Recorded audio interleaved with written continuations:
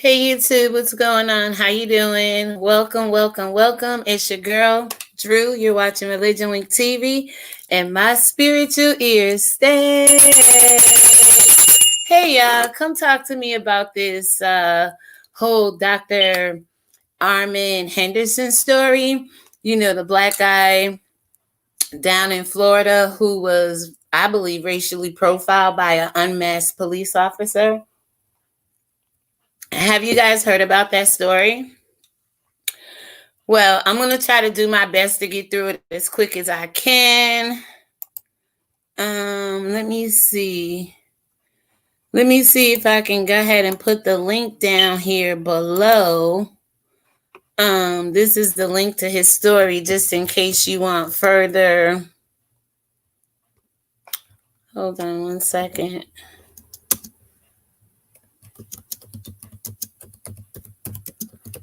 How's everybody doing today? How are you holding up in this corona?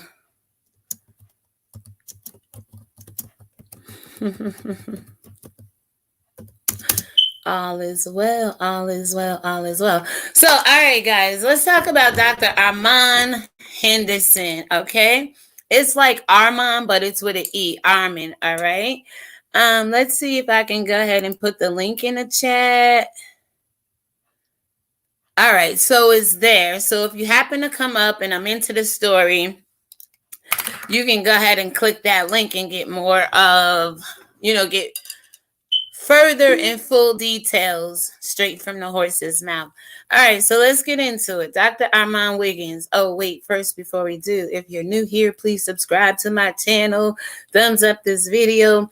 Hit the red subscription box, the bell icon next to it. Become a part of the Wink Squad because we shining our light bright over here, people, right? We definitely are. So, and hopefully we can shine our light on the Armen Henderson story, because what the police did to him down in Miami, Florida is ridiculous. Very disturbing to me and very demonic. It's time black people, period, who's being oppressed, stand up and begin to fight back. And his story is courageous because that's what he's doing, okay?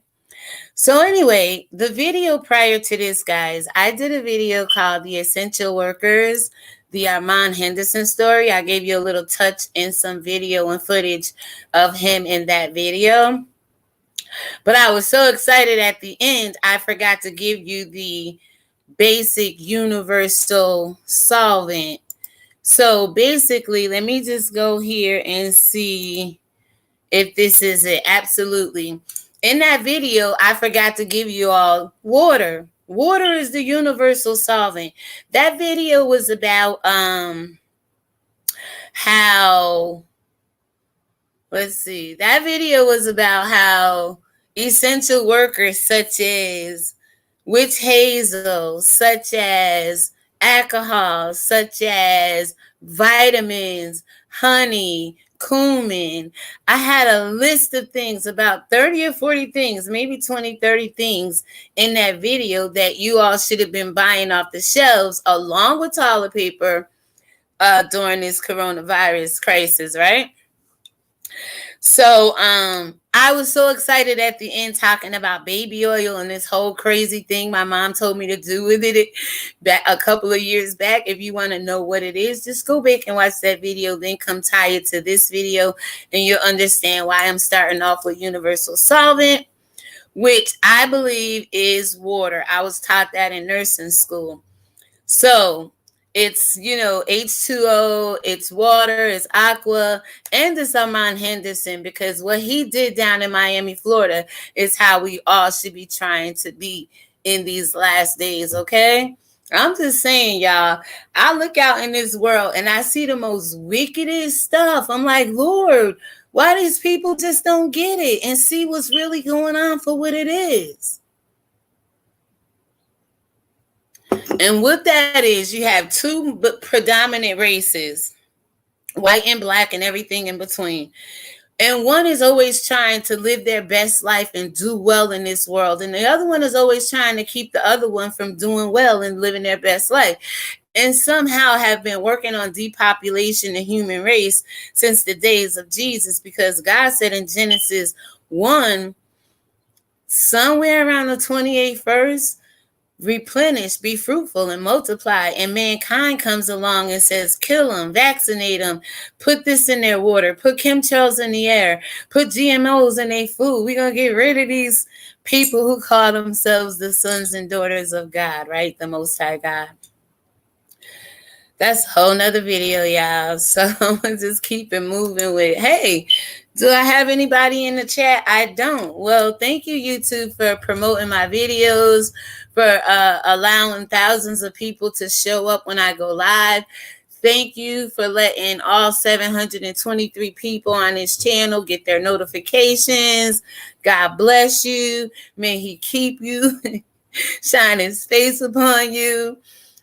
Be gracious unto you. Let his countenance rest on you, and his shalom peace be in you. Because the Lord told me to pray for my enemies, okay? And if anybody is working against the word of God getting out there and stories like this getting out there, you got to be of the devil. There's no other question. I see the world as two-sided, God and the devil. You can see it as any way you please. Go back and watch the 2 videos I did, part 1 and 2. The God you see is the God you serve. It is what it is. YouTube, you're not my God. You're a platform for me to speak on behalf of God, but your numbers, your attack against my content, none of that put fear in me, okay? One day I'll have a YouTube. One day I'll have a platform where I can just sit and talk and educate people with these kind of stories, okay? Because I want you guys to pay attention to the story that's going to come right after this one. I promise you, I am up. I am ready. I am so ready to go. Let me see if I can get that off the screen. There we go. Yeah, I am so ready to go today by the grace of God. I know the devil is afraid of me because that's what's going on in this world. You've all been religion winked. You've all been lied to, bamboozled, hoodwinked when it comes to the stories of Christ. How can they tell you his story and you believe it when 18 years of his life is missing out of the same said Bible? Guys, wake up. So, Universal Solvent, to connect this video to the last one, water is definitely H2O, guys, is the universal solvent. But I have one even better than water at the end of this video. So y'all just bear with me. Let me get these glasses on. Let me begin to try. Let me begin to try, right? And see this damn screen. God, restore my vision 2020 in the name of Yeshua. I could see it, but I don't like the strain. So I'm going to put these on so I can sit back. And we're only 8 minutes and 15 seconds in, so this is amazing. Thank you to the 0 people in the chat. Thank you to those who watch the replay. Thank you to those who support me, whether you show up in the chat or not. Let's move on. Okay, so Universal Solvent. Let's go back there. Part 2, this is part 2 of Essential Workers, the video prior to this one. The Universal Solvent, at the end of the video, I forgot to tell you what it was, okay? So now I'm telling you, okay? Universal Solvent is water, guys. It's the most, we learned that in nursing, okay? So make sure you're trying to avoid water that has mud in it or mixed with dirt, making mud, and people are drinking it around the world. Make sure you don't have COVID in it, like Massachusetts is suffering with their water supply. COVID came up in Massachusetts. Matter of fact, let me see if I can go ahead and give you guys a clip of that real quick. So, yeah, I just want you guys to have shoot. Okay, let me see. Oh, guys, and don't forget. Okay, let me do this while we're here. Oh, what happened? Oh, no. Oh, there it go. Okay, I got it. So while we're here, the 100 subscriber is, 1,000 subscriber is going to win $100, right?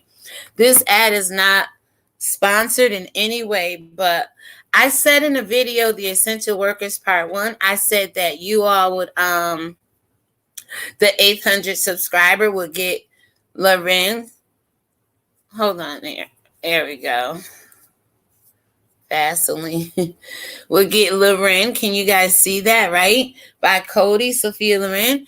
If the 800 subscriber. I misspoke, guys. I misspoke. What I'm going to kind of do is what Tasha K and Juvius is doing. When I get to 800 subscribers, I'm going to come up with an idea that everyone can participate in to try to win a bottle of that. It is amazing. I got put onto it back in the 80s, and I'm telling you, it's one of the best perfumes besides Versace, red jeans, blue jeans, green jeans. Oh, I love me some Versace, right? But this is such a grown and sexy, adult, classy perfume. So when I get to 800 subscribers, prior to getting to the 1,000 subscribers, where I'll give away, again, let me show you. I'm going to give away $100 right there. That should be 520s. Let me see if you guys, there you go. You can see it now. All right, so that's that. And then, again, this, when I get to 800 subscribers, this is just going to be a giveaway, something I'm just going to throw in. It's Loren by Cody. It's a very sweet, savoring smell unto the Lord. And, no, righteousness is, but it does smell good, right?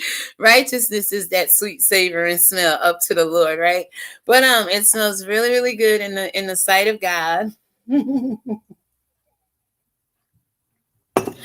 I think one of you women or one of you men want to win it for you women. Start subscribing, share my channel, share my video, and all of that good stuff. All right, so we're about 12 minutes in, and I want to stay as low as I can go. I have about 11 minutes of recording that I'm going to let you guys hear. We're going to go ahead and take that off the screen. But before we get into any good content, let me just go ahead and explain what Tasha K is doing. Shout out to you, Tasha K. I was watching your video the other night. Last night, I do believe. I've been watching so many, and you guys are going to see the kind of videos I've been watching here on YouTube, right? Just to give you original content and good quality, valuable information. And I do believe Tasha K is one of them. And here is something I picked up out of her video talking about Waka Flocka, Tammy. I think Russell Simmons was in there because she was sitting there like, yes, she was. She's funny. I like Tasha. And how I really got introduced to her was through her skits. She was acting like some auntie, some grandma sitting there talking about she could smell the little girl being pregnant with her BCB tablets or powder and her Pepsi. And Lord have mercy. Anyway, and I think she's very creative. So I was watching and listening to her last night, doing some things here around the house. And she basically... her and Juvius at the Makeup Foundation. And Tasha, I put on makeup today, not much of it, but can you see? I'm not going to upload a video about it because I'm trying to give away stuff just like you. I think it's important that if you're financially sound or able or blessed in some kind of way to give back to people right now, that's what we should do. So way before I heard your contest, and way after I saw Lovely T give away $1,000 last week, it inspired me to do the same thing, right? So Tasha K and Juvia, the makeup guru over on Instagram, which I don't even know how to log into Instagram. I have it here. I'm going to change all my emails and just start over fresh, guys, somehow. But right now, I'm not on Instagram. So, and I didn't do this to win $300 divided over $3,000 divided over 10 people, guys. They're going to win $300 just for participating. They have to do nothing. They don't have to leave home. They don't have to go anywhere. All they have to do is just basically show up and show out. Just say, hey, this is my before picture. This is my after picture. So you guys saw me on here with no makeup, and it's only a little foundation, a little eyes, no eyeliner. I have eyelashes on and a little foundation on my lips to hold the lipstick in place, but that doesn't usually happen. So that's why it's important to drink the Universal Solvent in this world, as long as it's clean, right? Which leads me back to the Boston water real quick, as I keep telling you about Tasha K. So basically, they're having a contest. They teamed up. They both sponsored $1,500 a piece. They're both gonna you have to go over on Instagram, tag them, let them know you uploaded a minute video before and after. You don't have to go out and buy expensive products. You don't have to order anything from Juvia's. All you have to do is use what you have at home, whether it's just eyeliner, Vaseline, lip gloss, whatever it is. Well, you know what makeup is. Vaseline is basically the foundation of most of it. But anyway, you know what I'm saying. And then just upload it, and you guys get a chance to win $300. 10 of you do, okay? So that's what Tasha K is doing. Now, let's see what else we have here going on. We are basically going to go ahead and get right into the Armen Henderson story and how he was racially profiled during COVID-19 relief efforts. And I'm going to explain the relief efforts to you in a minute. By an unmasked police officer. Can you believe it? Now, he is a black man, okay? So let me get this on and show you the report about Massachusetts. Please let it be this one. Nope. I gotta go up a little further. Damn. Okay, hold on. This one better. So I see nobody showed up. I'm just hoping YouTube and StreamYards is promoting my video to you all.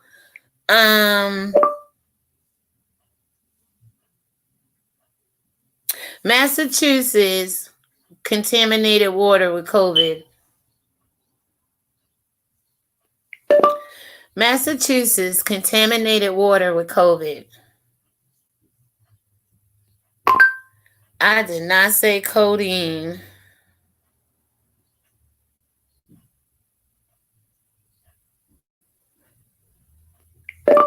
COVID virus in Massachusetts drinking water.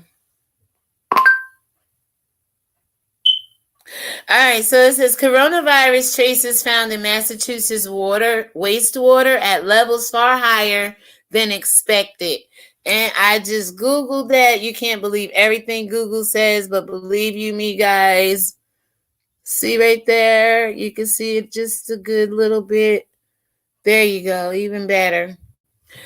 And I do apologize, guys. I am going to work on this little Chromebook with presentations, which I do have one about coffee. So stay tuned and look forward to that one as well, okay?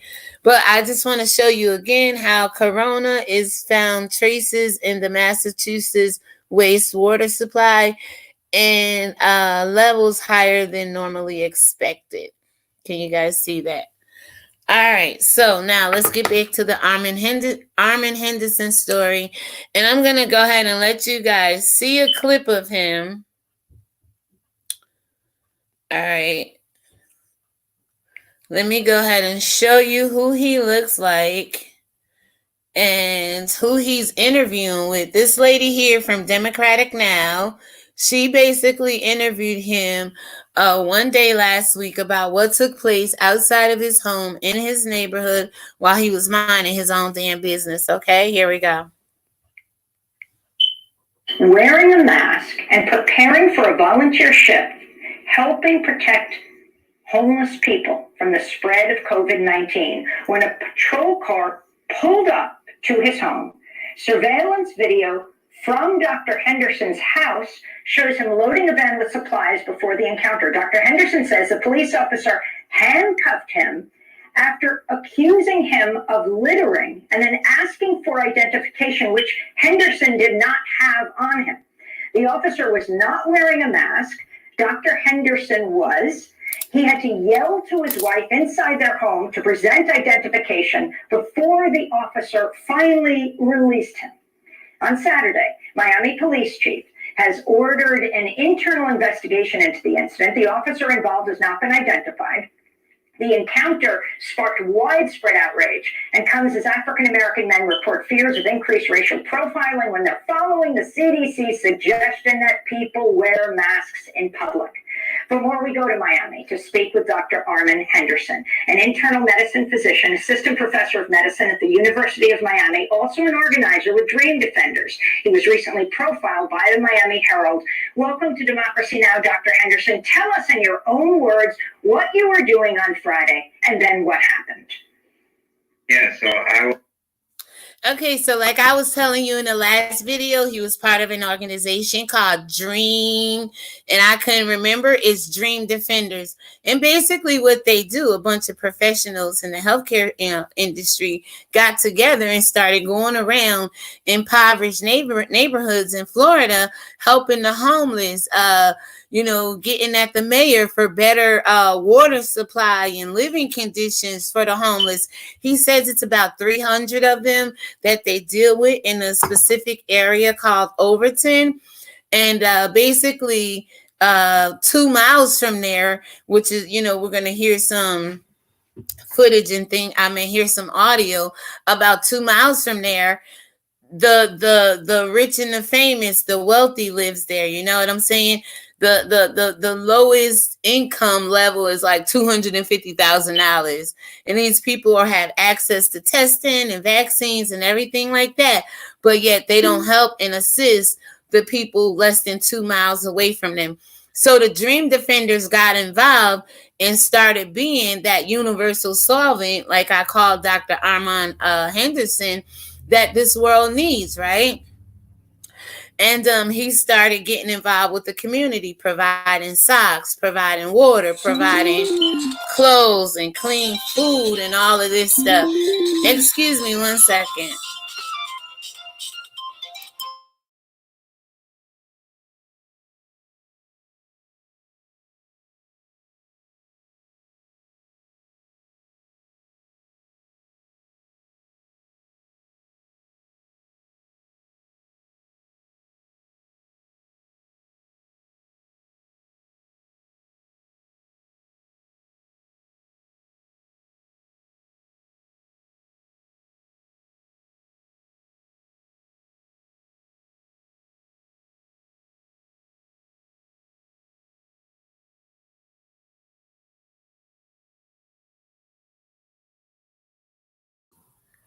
Okay, so I do apologize about that. That wasn't a phone call that came through.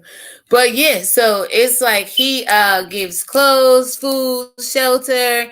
He fights with the government establishment. The same people down in Florida. I really don't know what part, but when COVID first started happening, one of the mayors down there in the management department, whatever that means, wanted to shut people utilities off during this whole situation.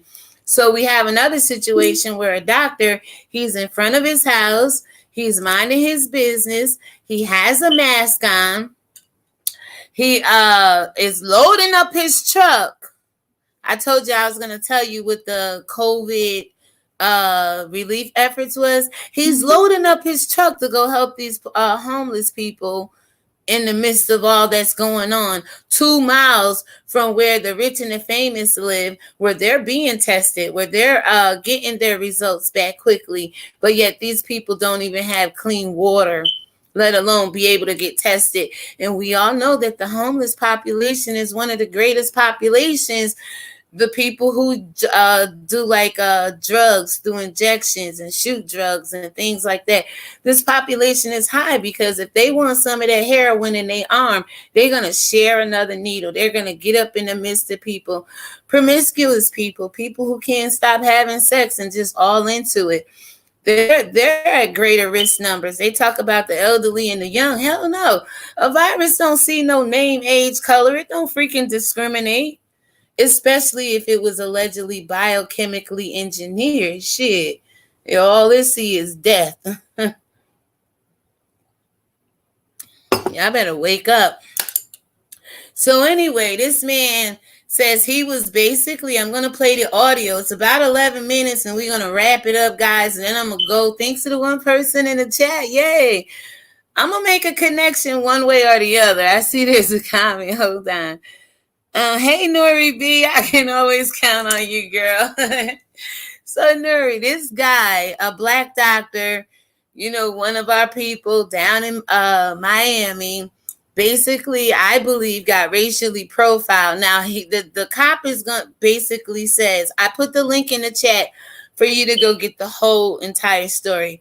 But basically, it's alleged that the cop thought he was littering in front of his own house in a nice Cuban white, lighter skinned Cubans. And he said him and his family is the only black family on the block. And then he saw the cop coming and he kind of creeped down the street, went around the block or some shit and came back.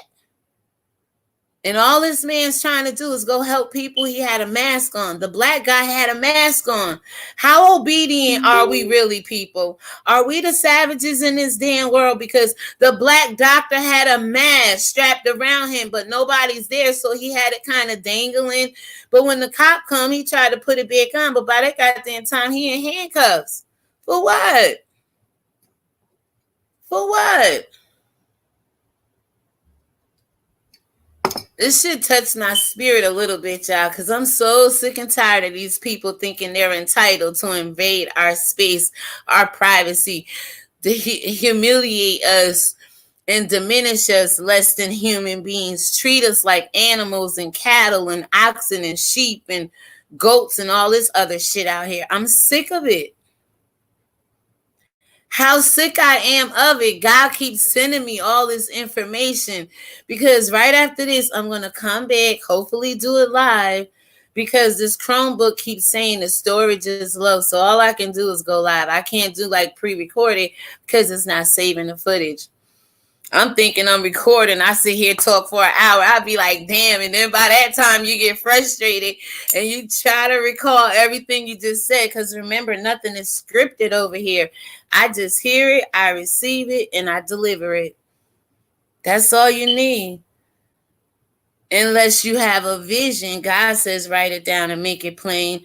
But the things that I see and hear that God shows me, it's not my vision, it's other people's, and I'm just sharing it with you right now. My vision is to see this shit to stop. It's ridiculous how black people, dark people, brown people, the indigenous people of the world is being treated, especially over in Ghana. When I let you hear in the next live, the next video of this woman, and I'm going to say it, she freaking demolishes high-level devilism. Don't I talk about wickedness seated in high places over here? Don't we talk about we wrestle not against flesh and blood? This woman destroyed the devil. And when I share her testimony with you guys, Lord have mercy. So this is what I've been doing.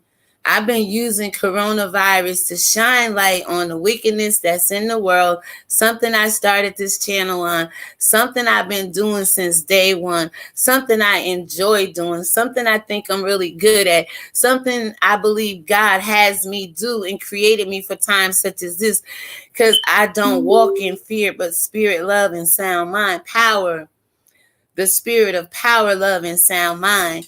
And he tell me to be strong and courageous because it's a spiritual warfare out here. It's a fight. A lot of you are afraid of this fight. Y'all like the beef and drama sector of YouTube, that kind of fight. The beef and drama sector of Facebook, that kind of fight. People taking your bags. Who give a damn when these people out here trying to take your fucking life? With viruses and vaccinations and muddy water and contaminated food, and that's all you give a damn about? Your bag. And once you secure the bag, what is you doing in your community like Dr. Armen Henderson to fucking give back?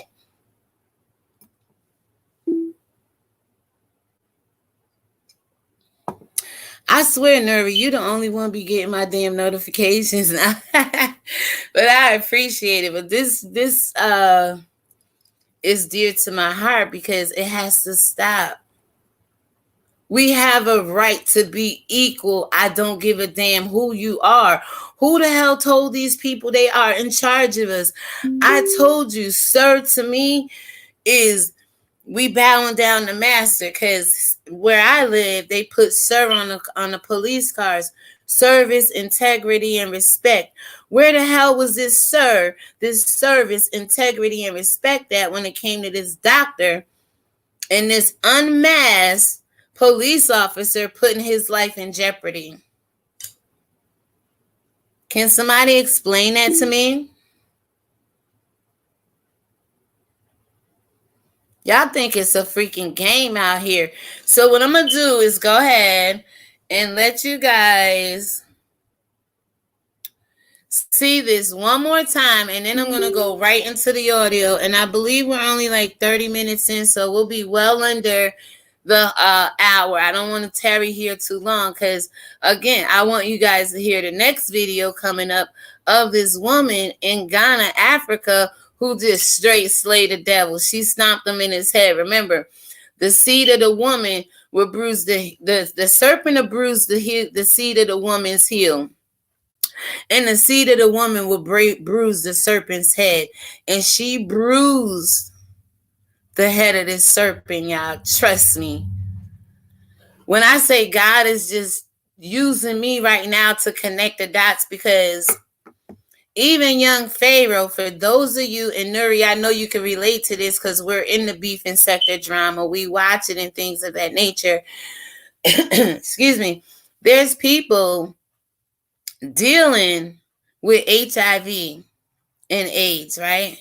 And young Pharaoh, I don't always agree with his delivery, and I like him. He's a cool dude, right?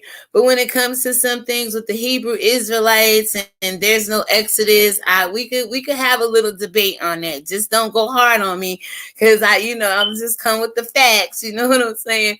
But I like all his other teachings to an extent. You know what I'm saying? And when he's over there talking about HIV being connected to leukemia, being connected to cancer, being connected to animals, and that shit is real.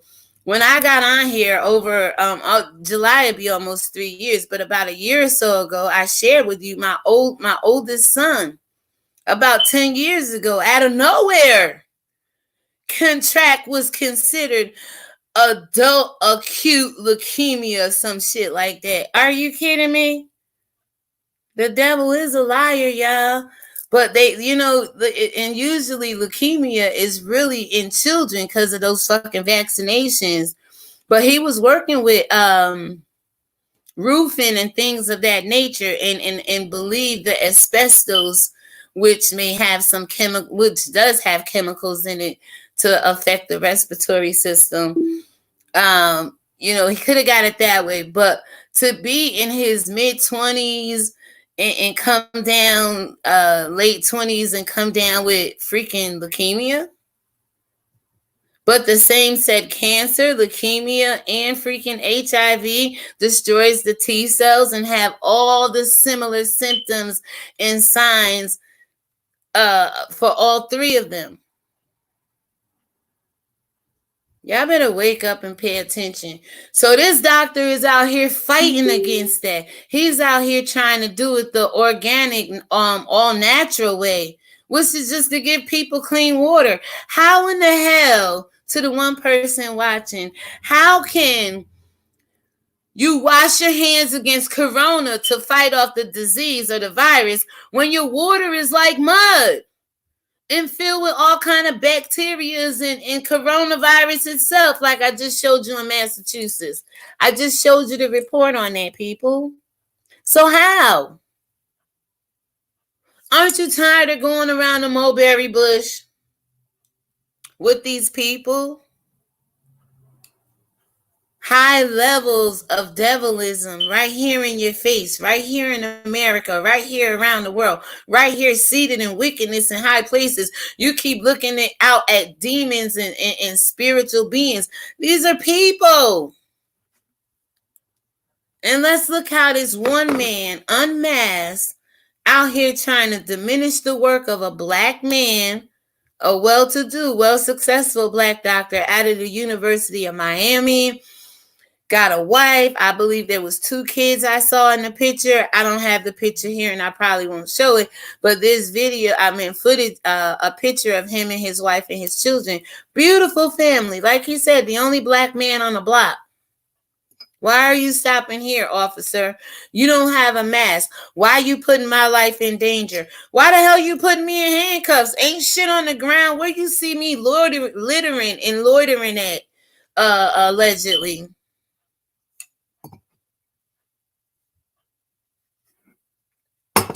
So I'm going to let you guys see this right here one more time, and I'm going to take you right into the audio. DemocracyNow.org, the Quarantine Report. I'm Amy Goodman. We're broadcasting from the epicenter of the pandemic, New York City, but we're going to end today's show in Florida, where the Miami Police Department is under fire after a video surfaced of an officer handcuffing and detaining an African-American doctor outside his home on Friday. The man, Armen Henderson, was wearing a mask and preparing for a volunteer shift, helping protect homeless people from the spread of COVID-19 when a patrol car pulled up to his home. Surveillance video from Dr. Henderson's house shows him loading a van with supplies before the encounter. Dr. Henderson says the police officer handcuffed him after accusing him of littering and then asking for identification, which Henderson did not have on him. The officer was not wearing a mask. Dr. Henderson was. He had to yell to his wife inside their home to present identification before the officer finally released him. On Saturday, Miami Police Chief has ordered an internal investigation into the incident. The officer involved has not been identified. The encounter sparked widespread outrage and comes as African-American men report fears of increased racial profiling when they're following the CDC's suggestion that people wear masks in public. Right. Before we go to Miami to speak with Dr. Armen Henderson, an internal medicine physician, assistant professor of medicine at the University of Miami, also an organizer with Dream Defenders. He was recently profiled by the Miami Herald. Welcome to Democracy Now!, Dr. Henderson. Tell us in your own words what you were doing on Friday, and then what happened. Yeah, so he was minding his damn business, y'all. So racial profiling is going on in the midst of the coronavirus and the whole pandemic. I'm going to go ahead and take that off my phone because I utilized it. I'm going to go ahead and pull up the audio so we can get through this. I put the link in the chat, guys, so you can go ahead and go straight to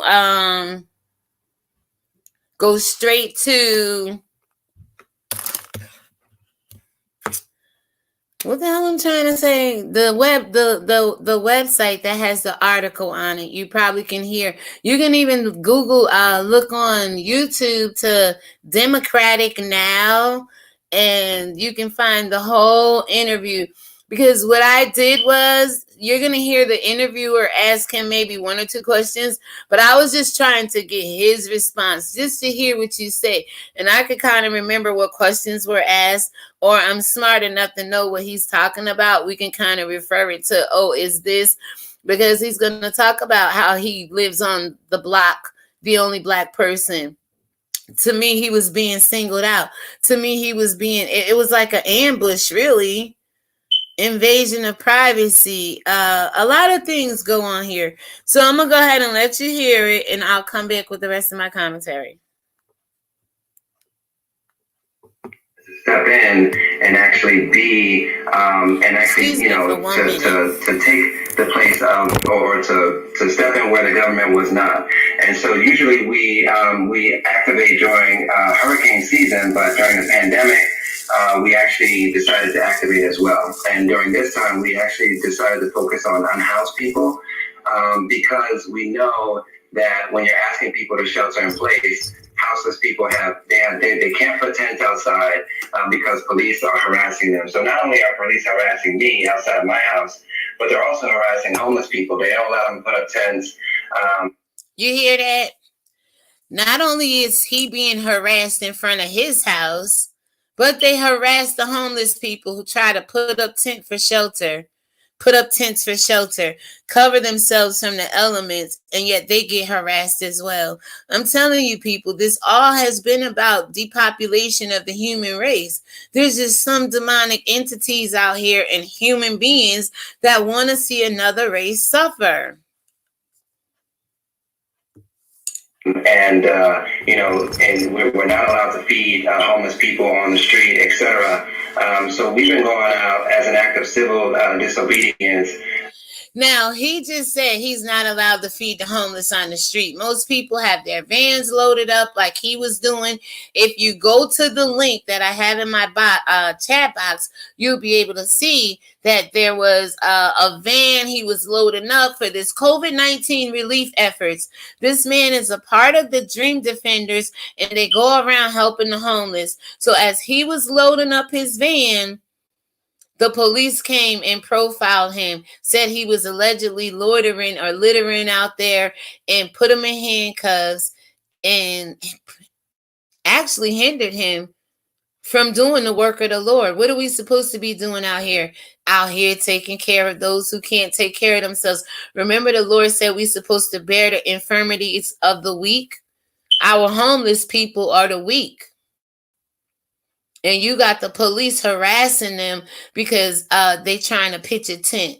Go figure, y'all. What has this freaking world came to? So I'm going to go ahead and let this finish playing.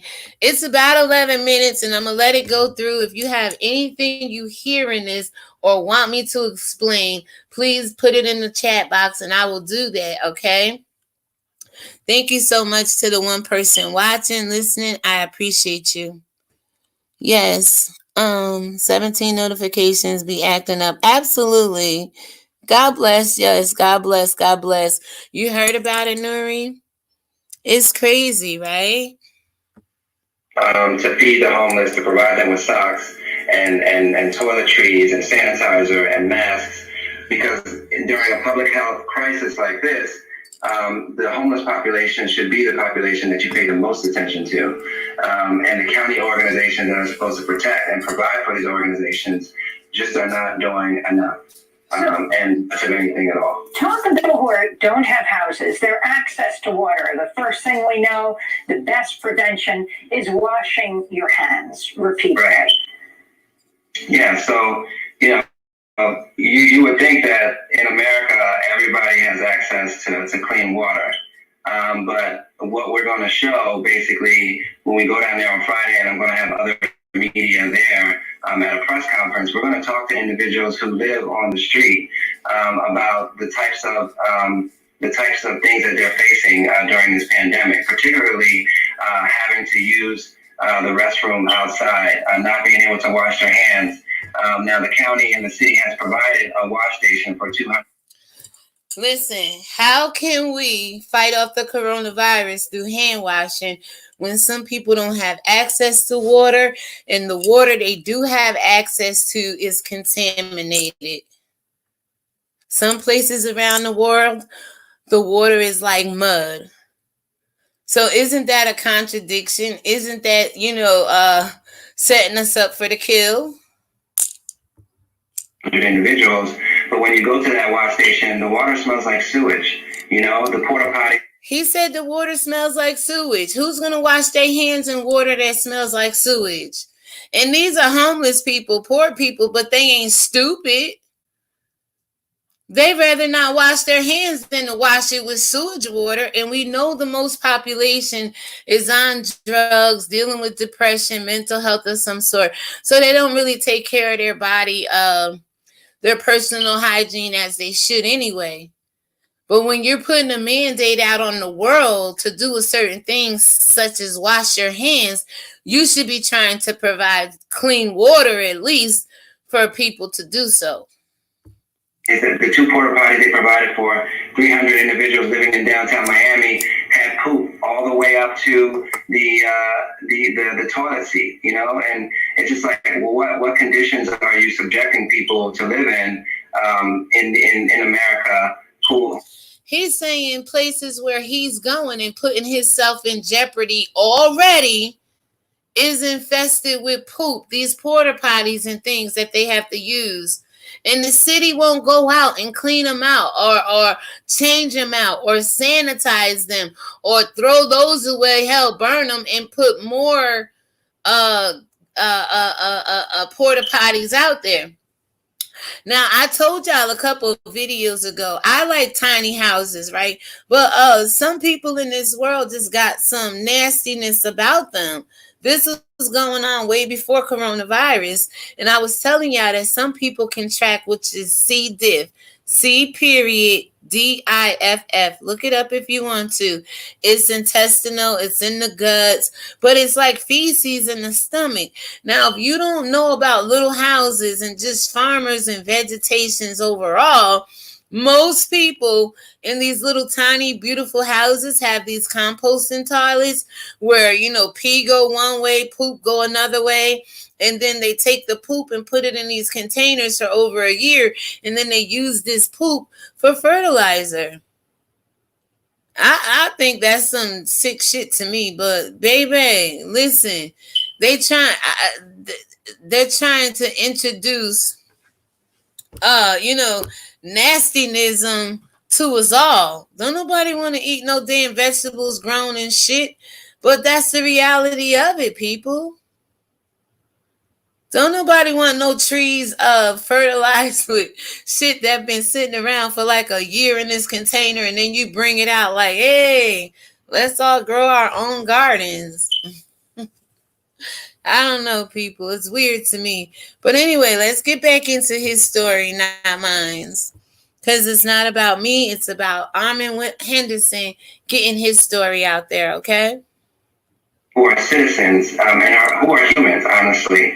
And so we've really have been trying to figure out the best way to put pressure on the city and the county and elected officials that get paid to actually take care of this population, and also to test them to show that the virus.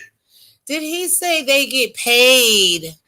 They get paid, y'all, to take care of the population of the homeless. The city gets funding for this. So why is it so?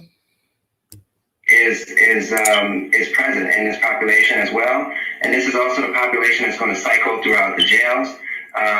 Because the police are still harassing people, they're still locking people up and putting them in jails, and so these are also people who are going to cycle in and out of shelters. I don't know if you saw in San Francisco, the entire shelter had to evacuate because some of the people who were sheltered there basically had coronavirus. They had an outbreak like that, and so. It's going to be really interesting to see how this whole thing unfolds, knowing the city and the county's relationship with jails, knowing the police's tenuous relationship with houseless people, and the fact that they are allowed, it's like a federal mandate that they are allowed to break down people's tents and to arrest them on the street based on a step in and actually be to. All right, hold on. So basically, he's saying it's federal. It's a mandate to make them break down the tents and make them, break up the living arrangements for the homeless people that's trying to survive. And stayed there for 30 days until charges were brought against the person who killed Trayvon Martin. And so hold on. Okay, hold on. I went a little too far. Hold on. They want to be tested, and they're open to it. And people have walked up to me and said, I want to be tested. The problem is that the tests take too long to come back. And that's why starting this week, we're actually going ahead with another test that's going to be rapid. It's going to give them the results in 15 minutes.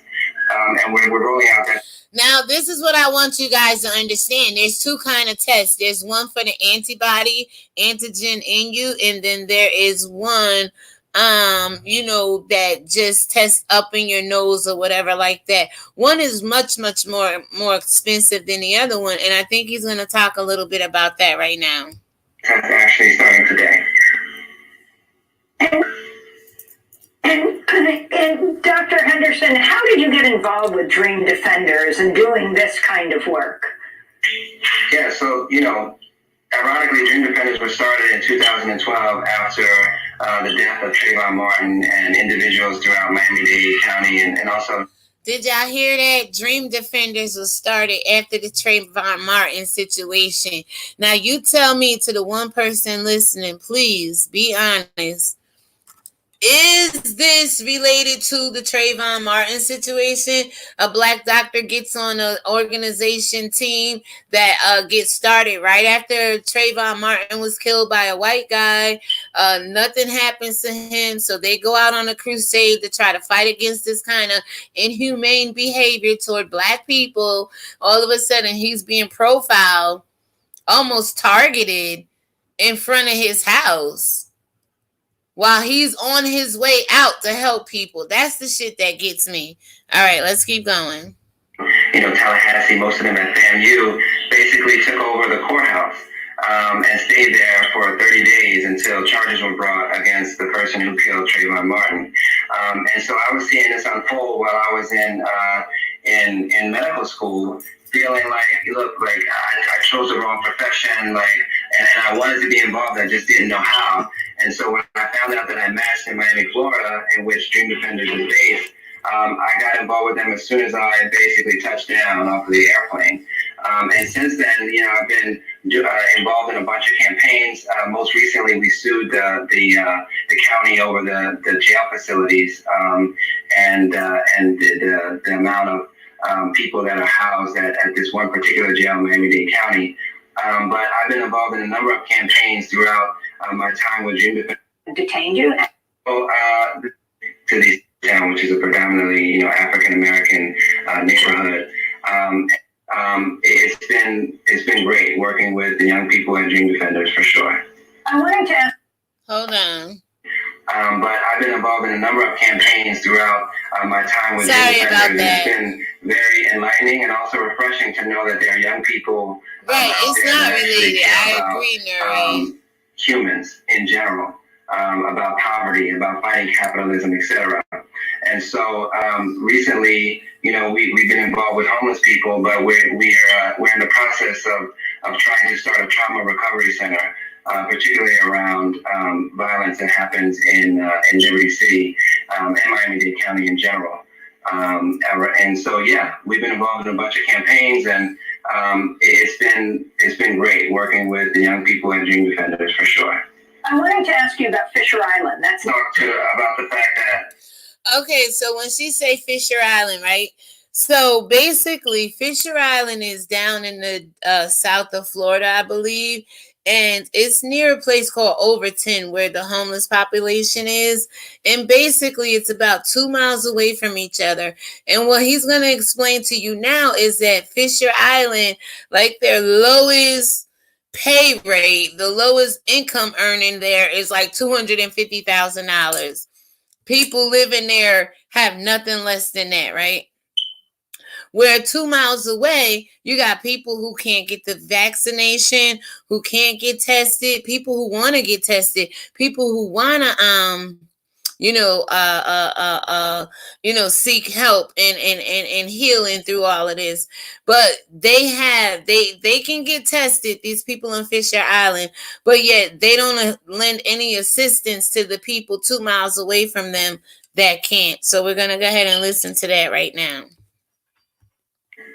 Overtown, basically the disparity in Overtown and Fisher Island is so great that literally the life expectancy of people who live in Overtown is 15 years less or more in comparison to people that live on Fisher Island. And so I'm going to serve people that actually live in Overtown, which is a predominantly, African American neighborhood. You hear that, right? Predominantly African-American neighborhood. Once again, you have people that can assist, that can help out, regardless of the race, regardless of, where they come from in this world, but absolutely refuse to do nothing about this whole coronavirus situation and how they can aid in saving lives and helping people recover from it if they actually happen to be affected by it. And it just speaks to the fact that in Overtown is the most vulnerable population, and yet these people who live on Fisher Island, which is literally like 2 miles away, can get access to these tests, knowing that the people that live in Overtown, their lives may depend on whether or not they're able to identify if they have the virus and their access to care. And so it just speaks to the hypocrisy of the system in general. That if you can pay enough money to get access to things, and be it anything, then you get it. And if you don't, then you just don't get it. Here's another hypocrisy. The way to get rid of the coronavirus and to be safe, it allegedly, is to wash your hands. But yet there's people who don't have access to water, and when they do, it's contaminated or flowing through with rust and other harmful particles, and or forming like mud. Go figure. And so, yeah, I mean, University of Miami is probably working with them. They're also, I guess, the same people that they obtained those tests from. Now, here's a doctor out of the University of Miami, and he's saying that they may be working with them. Are the same individuals that I'm trying to obtain a test from as well, to test homeless individuals. Now we're talking the antibody test the Miami police chief doing. Have you been formally apologized to, and what? See, that was the conversation about the antibody. There's an antibody test, and then there's just a test to see if you have it. The antibody test is seeing if you had it or have built up an immune system to immunity to it. And then the other test was up the nostrils to see if you have it. So there's two different kind of tests going on. Nori says, hey, they really care. They would have been off the streets. That's true. We could talk about Nuri, that would be a good conversation to talk about. Why are people homeless?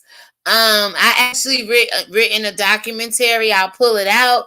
I had questions I was going to ask them, and maybe we could do a whole separate video about that, because once again, I mean, people do have choices, and for whatever reasons, there's a whole population of homeless people out here in this world that probably have been more affected by the coronavirus than the essential workers and people on the front lines have. Absolutely true. Are you demanding? So the Miami Police Department has not called me to. Okay, so now he's going to talk about if the police department, reached out to him, apologized, what he expects of it, how he's going to stand up and fight back, some of his stipulations. Let's listen to it, okay? To apologize. I do think that he should be held accountable for his actions.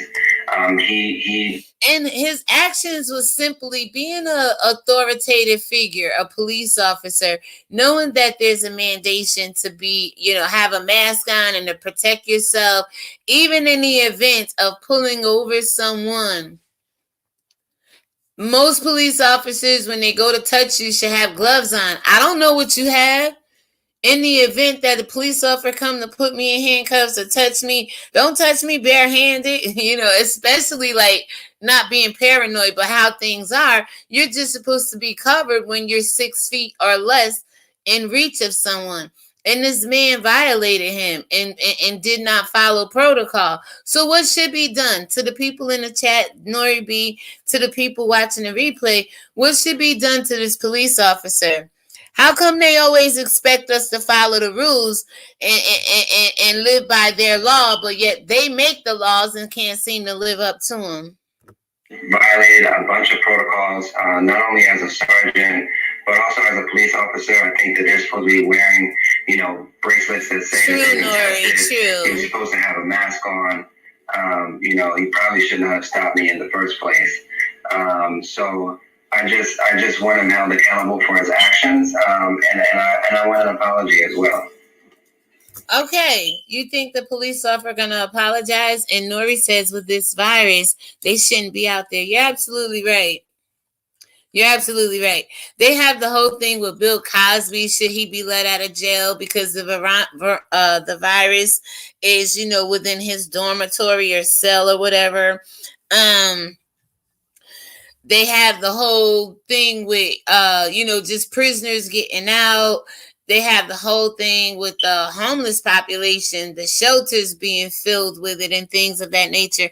He was targeting him simply for the color of his skin, as usual. That's the bottom line. That's what I get from it, Nori.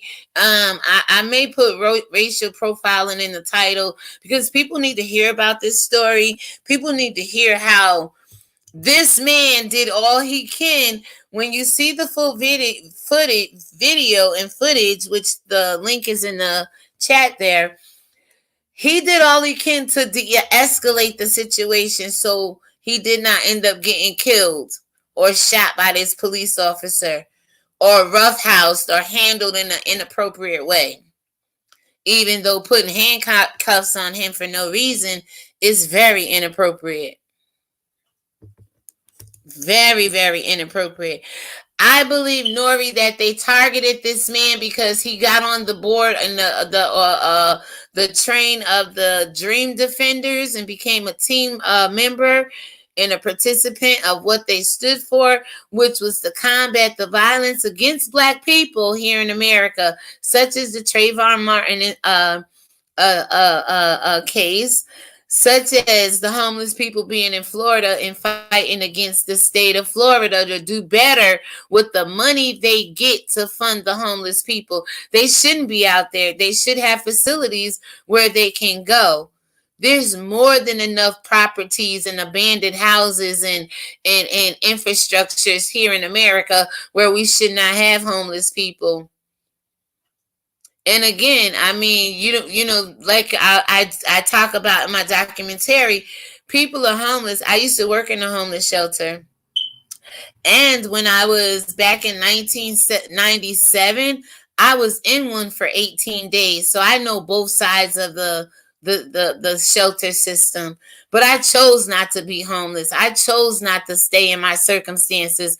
And like I explained in one of my videos, it's a 3-part series called The Sheltered Life or The Sheltered Way of Living. And I explained to you why I actually went to a homeless shelter and haven't been back since. But then you have people who suffer circumstances, who have situations happen to them, but yet they can't seem to find themselves coming back from the place of being homeless. So yeah, it's a deep conversation for us to have, you all.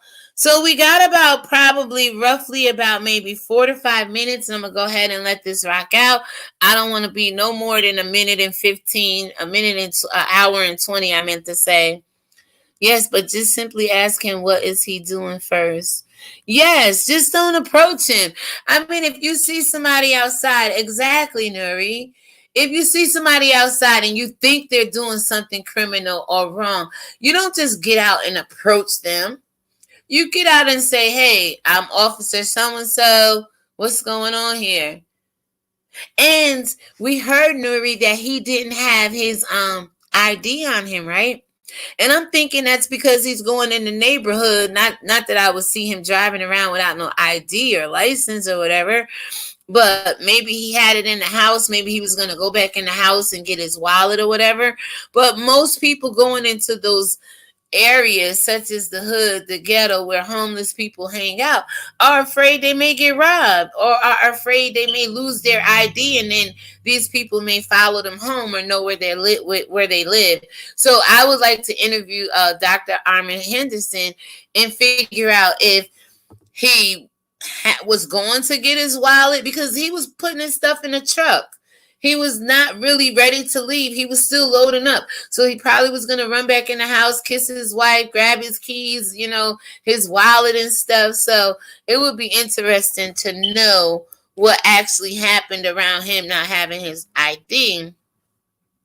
But we're going to go ahead and get back into this. But before I do, the police officers, like I was telling you, if you guys watch the essential workers video, a lot of people on the front line, a lot of people in the nursing home, hospitals, police departments, all suffered losing their income when this thing first went on.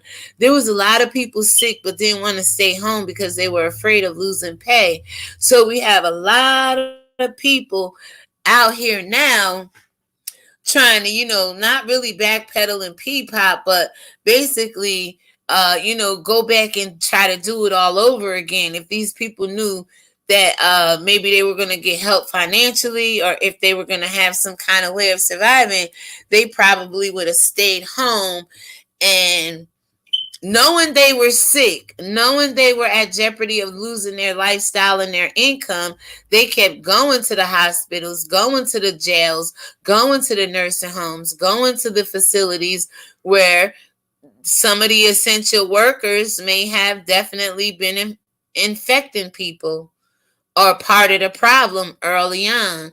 So a lot of people were afraid of losing what they worked up so hard for, of going to the struggle, which they probably never knew prior to Corona. Which I have some great information. Lord, when I tell you, when we get into this next video, you guys got to wake up and listening to what thus saith the Lord. And it's not even a video based on the Bible. But since we are talking about it, right? This man was just apprehended by the police. And I can tell you a brief story about Christ in the book of Matthew, chapter 12. Let's just go there real quick. I'm going to start with verse 11, and we should end up somewhere around verse 15 or 16. Just to go here, because this man was apprehended by the police, probably arrested, detained, taken downtown. I don't know the facts of it all, but I know that there was a man greater than him, greater than Dr. Armen Henderson, who was out here trying to heal, help the homeless, set the captives free, open blind eyes, open deaf ears, restore those that walked in doubt and unbelief. And you had the Pharisees and the scribes, known as the police today. You had them try to apprehend him. Not so much at the time it was for him to go to Calvary, and offer up his life, if that's what you believe. But there was other times in the Bible where he had to flee and escape these people. And Matthew 12, verse 11 through 16 says it like this. And he said unto them, what man shall there be among you that shall have one sheep? And if it fall into a pit on the Sabbath day, will not lay hold on it and lift it out. So Saturday comes along. It's the Sabbath day. And the Lord say, do no work on the Sabbath day. But then Christ come along and say, you know what? How are you going to, because in another account, he was healing a woman who had an issue of 18 years. And the Pharisees and the scribes were trying to say to him, it's the Sabbath. You're not supposed to heal her today. And he's explaining to them, if you have 99 sheep in one account, 100 sheep in one account, it said, and one went missing on the Sabbath, you will leave those 99 who do not need a shepherd to go find that one who is lost. But people don't get that message today, right? So basically, he goes on to say, 12, how much then is a man better than a sheep? If I see a lost soul on the Sabbath, or if I see a hurt person on the Sabbath, or if I see someone who needs a healing on the Sabbath, you think I'm going to walk past that person and ignore them? That was not his ministry. That's not the ministry of you, Nori. That's not the ministry of me, nor Dr. Armen Henderson. When we see the weak and the wounded, we stop and offer assistance. We care about people other than ourselves. Sometimes we break the law in order to obey God. In the Old Testament, it says, do not, rest on the Sabbath. But the Lord is saying Christ is saying here, the work of the Lord is not work like traditional work. You can do this work any day of the week, all day, every day, if you choose to. If your stamina is great, because Christ he walked through this world doing what he had to do. But it goes on to say, Wherefore is it lawful to do well on the Sabbath days? Where is it lawful? Where is my Father in heaven going to come down and strike me to death because I choose to heal this woman, or because I choose to go look for a lost soul, or because I choose to go after the prodigal son? Where is it lawful? So 13 goes on to say, then saith he to the man, stretch forth thine hand. And he stretched it forth, and it was restored whole, like as the other. Now, in the account of Luke, I believe it's in Luke, it talks about a woman being healed. And the Pharisees and the scribes was like, you ain't supposed to do this. And he uses the same parable as a sheep going astray and you going to find it, right? But here it's talking about a man with a withered hand. And he says, stretch forth your hand. But listen to what it goes on to say. And he stretched it forth, and it was restored whole, like as the other. 14. Then the Pharisees went out and held a council against him, how they might destroy him. Doesn't this sound like an arrest? Like a detainment about to come on? Like an ambush about to, be conjured up here against the Messiah? Because listen to what it goes on to say, right? 15.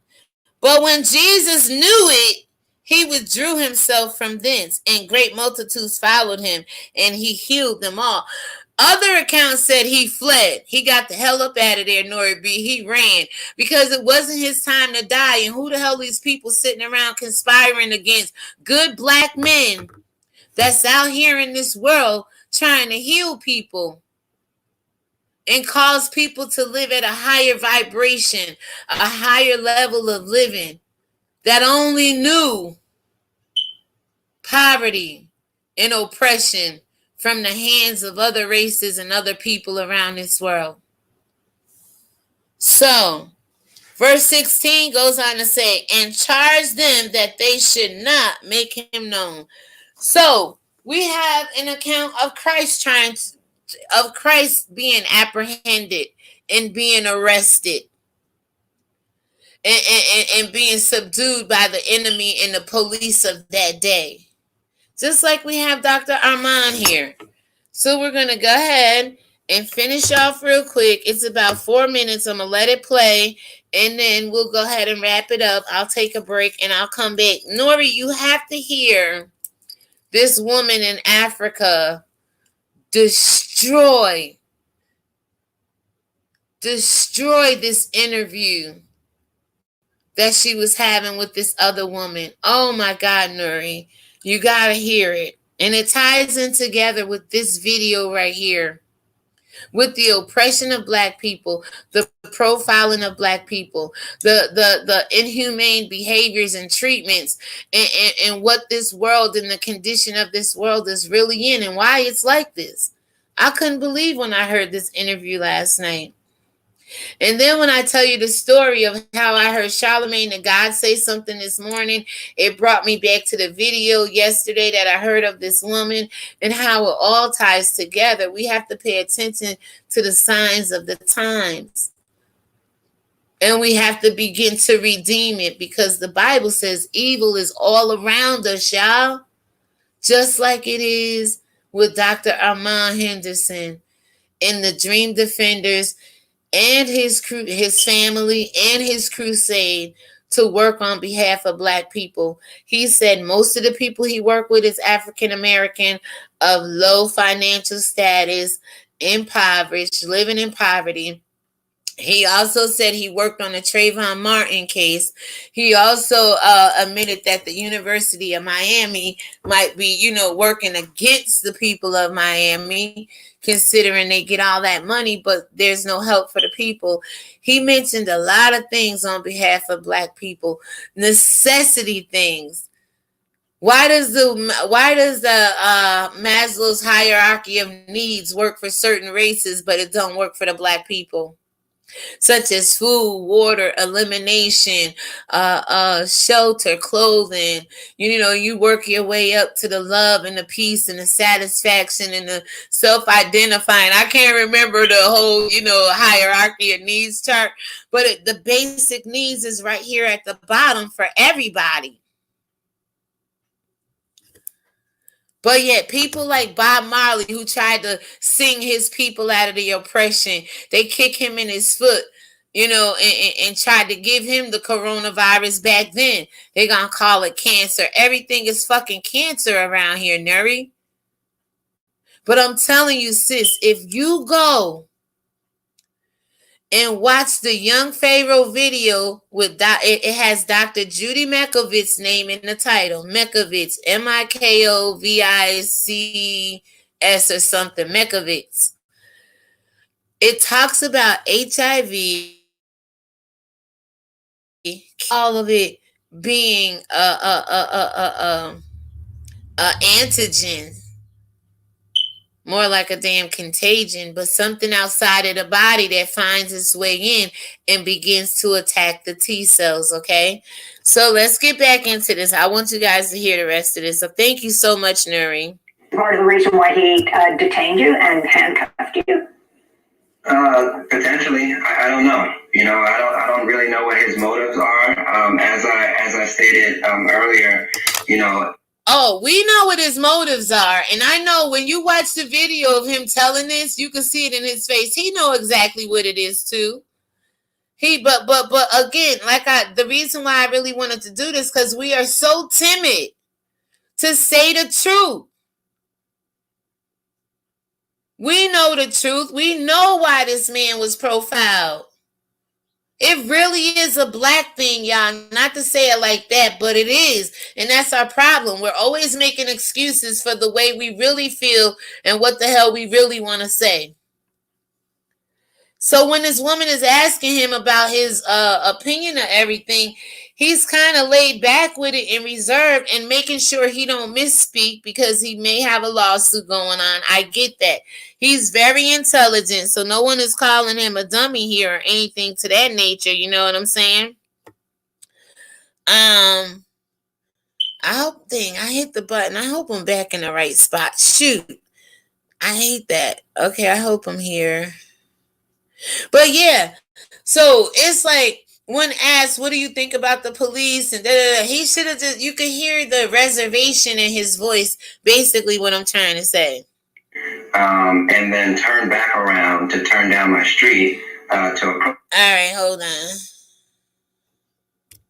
on. So I just want him held accountable for his actions, and I want an apology as well. Part of the reason why he detained you and handcuffed you? Here we go. Listen. Potentially, I don't know. I don't really know what his motives are. As I stated earlier, and it's apparent on the video is that he rode down the street very, very slow, and then turned back around to turn down my street to approach me. So it could have been the mask. It could have been the fact that I was black. It could have been both. And so I know for a fact it was not due to the fact that he said I was, littering. Tell us again. We're looking at the video as you're speaking. Right. And he slowly comes up. He gets out of his car. And right. What did he say to you? He basically, first of all, in the car, he basically was trying to figure out or asking me what I was doing there. Why was I here? And I live in a predominantly Cuban neighborhood. My family is it is the only black family that lives on the block. You heard that, Nuri? Predominantly Cuban, only for black family on the block. Now, our Cuban brothers and sisters, we have dark skin as well, ranging from light skin to dark skin. But what he's saying on his block where he lived, him and his family is the darkest family, is the blackest family on the block. Tell me that ain't racial profiling and being targeted. And when I first heard this, I was like, I wonder if it's because he worked his way up to be a doctor. He lived in that neighborhood. But then when you hear about him being on the Trayvon Martin Dream Defenders organization, and how he's working with the black population that's struggling down in Overton somewhere in Florida, you begin to say, no, this is more personal. They're doing this to this man. So, you know, I think that, you know, so, I mean, I don't know, you know, he was saying a lot, and it was, his body language was just very aggressive. And when he got out of the car, I was more focused on trying to de-escalate the situation, trying to walk away, and gather myself so that, you know, I wouldn't respond in a different way than I actually did. When he took, so what do you understand has happened to him at this point? It took you and handcuffed you. He's not wearing gloves. He's not wearing a mask. You had a mask on. Did you say anything to him about him speaking in your face and keeping some distance?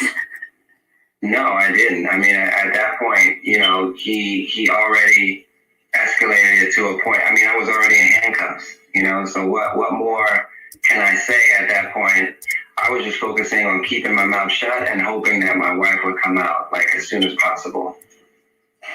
So what do you understand has happened to him at this point? It's now a few days later. My family is probably, well, it is the only black family that lives on the block. So, you know, I think that, you know, so, I mean. So you saw how he was just fumbling there. I replayed my family as the only black family on the block, and he's like, speak, people, now or, you know, now or never more. You got to begin to speak and say what the hell it is that's on your mind, that's on your heart. You have to begin to let these people know, like, look, this shit is wrong, okay? We don't have to fight them like this. We got to fight them like this. They took our right and our ability to fight with this. So we'll be so frustrated inside. Most people want to fight like this. No, begin to fight with this again, people. So, Nuri, I hope you enjoyed this content. I hope it was valuable enough for you. Share these videos if you can. Let people know there's a doctor out there being racially profiled by the police who's unmasked with the potential of spreading this virus around. You know, that's why I don't respect all essential workers, because some essential workers have been putting our lives in danger forever. There's a lot of nurses, a lot of doctors, a lot of people in the healthcare industry, point blank period, that wasn't washing their hands prior to Corona. And like I told you in that video about Howie Mandel, there was people out here pre-Corona, that was pretty much germophobics. So when Corona come around, we act like it's unnatural to wash our hands and sanitize. Like the whole world starts to go crazy. But you have people who've been out here doing this all their, you know, most adult lives, because we all know children and young folks, their hands just stay busy, right? But pretty much for your adult life, you know to wash your hands, you know to sanitize, you know to do certain things. So I'm going to go ahead and end it here because I feel this was a great live. I feel like I put out amazing content, so amazing. We're going to say so amazing over here because it be amazing and amazing at the same time. I feel that it's information that everybody can use. It's not biased because it's the truth. When you're talking about facts and the truth, is no bias there. Facts and truth exist for black people. Facts and truth exist for white people. But when you begin to have this conversation and it starts to look like, well, one race is more unfair and unforgiving and untamable toward another race, it becomes a problem then. But when you see this police down in Miami, Florida, act this way toward a black doctor who's going out to try to help people relieve their struggle from the COVID virus and the underlying issue of homelessness, and be attacked by this man that's unmasked, putting his life in danger, we have to reconsider what's really going on in this world. They tell you they care about us, they tell you they love us, but at the end of the day, they want to do away with us, which leads me to my next video that I'm going to come back and do, called African Ghanaian woman exposes the highest level of devilism. And that word, that highest level of devilism, came to me from a radio broadcast that I heard Charlamagne the God doing today. I may not be able to find maybe I can, maybe it's on YouTube, the actual footage that I heard him say this, but it immediately brought me back to the video that I heard the woman breaking it down. Because when he said the highest level of devilism, I'm like, well, I know the devil exists. I always say it's seated in high places, but I heard that recently.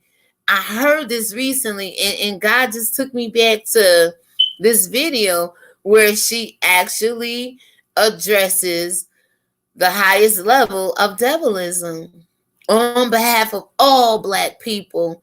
And when I tell you this woman didn't back down from the person doing the interview, when she didn't back down from her conversation, when she didn't back down from what she believed, when she didn't back down from the truth of the matter of it all, and stood 10 toes down and stood eye to eye and spoke her truth, it made me think that this is the video we all need to hear so we can increase our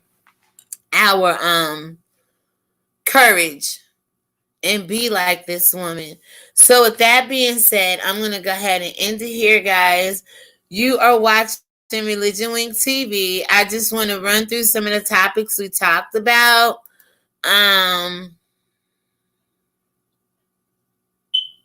So yeah, Tasha K, Juvius, they teamed up to have a giveaway. Please go over and sign up for that. Let them know your girl ReligionWinked TV sent you over there. You have to hit them up on IG, and you have to hit them up on YouTube. Some little minute upload, before and after picture of you putting on makeup, right? And basically, you're not it's not a contest. It's more like a participation giveaway, where if you do this just by you uploading a video with you and your makeup, you are in the run-ins to win. Okay, Tasha says she doesn't have to go out and buy any makeup. Use what you have at home. You don't have to go buy makeup from Juvius, who is one of the leading gurus of makeup right now for Black women over on IG and in social media over here on YouTube. They're one of Tasha's K's sponsors. So $3,000 is going to be divided amongst 10 people. So you guys go over there, support that, and make it do what it do, okay? Show Black women in this world some Black love. All right, so we also talked about Dr. Armen Henderson and his story and personal testimony of how he believes, allegedly, and most news reporters and everybody that done seen the damn video, okay, we all kind of sit over here and believe that this man was racially profiled. All right, so we we talked about that. So let's see, what else did we talk about today? Oh, and to tie it back into the last video, we talked about essential workers part 1. The beginning of this video was part 2. And Universal Solvent, which is water, is what I left out of the last video prior to this one. Go check that out, please.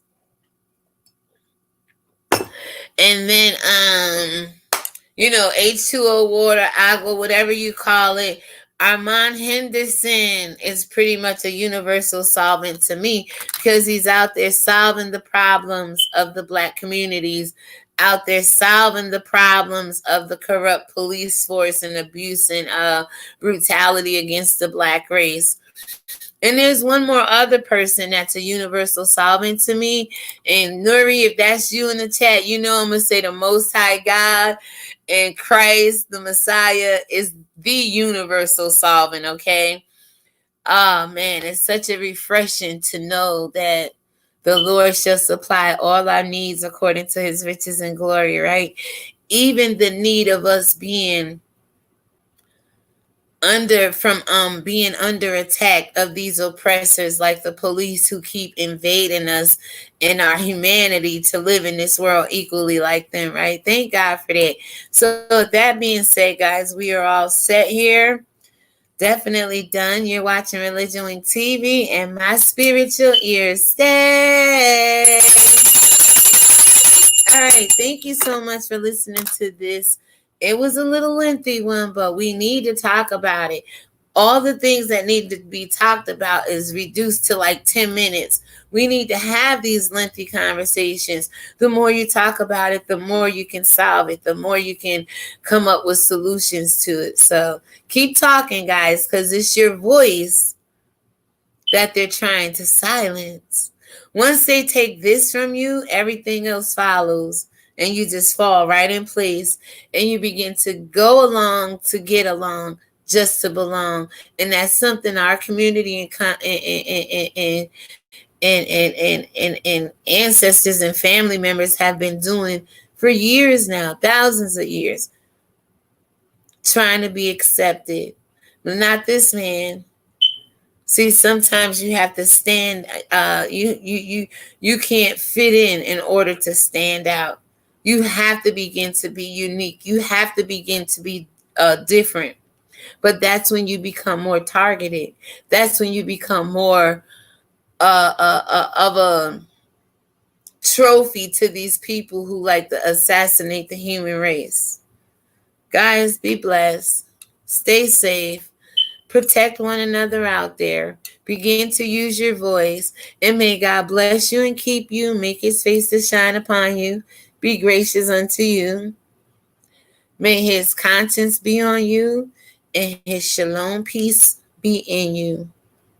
And Jesus Christ said, the Messiah said, the word of God says in John 12:30, Christ is speaking, and I quote, "This voice is not for my sake, but for yours. And this voice," end quote, "and this voice, my voice, is not for my sake, but for yours." God bless. Thank you, Nuri. Thank you to the people who watch the replay. Don't forget to subscribe, hit the notification bell, and become a part of the Wink Squad over here. We are Winksters and Winkettes, shining our light bright unto the Most High God and nobody else. We have nothing to prove over here but the truth. Take care. Oh, wait, we got a comment. Hold on. We got a comment. Miss Gigi, I missed the whole live. I'll catch the replay. Hey, Drew in chat. Hi, Miss Gigi. Welcome. Thank you. So, yeah, it was a very good live, Miss Gigi. I'm sorry I missed your comment. I would have responded a little sooner. But Dr. Armen Wiggins, a black man, I believe racially profiled. His story, I put the link in the chat just for you to go to the story itself. I broke it down the best I could. Nuri and I had conversation about it. So please enjoy it. And most of all, stay tuned for the next video because this black woman over in Ghana, she addresses the highest level of devilism toward black people, God's people, people in general. And when I heard this conversation last night, Charlemagne the God God used Charlemagne the God to say something this morning, the highest level of devilism, to make me think, what did I just hear? What did I just see? What was being explained to me and spoken about that resembled the highest level of devilism in the world that we're facing today? That's my next video. You've been watching ReligionWinked TV. I am your host, Drew. Hi, everybody. And thank you so much. My spiritual ears stay. Bye, guys. I'll see you in a couple hours. Like my granddaughter say, bye. Bye, friends. Subscribe down below. Thank you so much. I appreciate you ladies so much.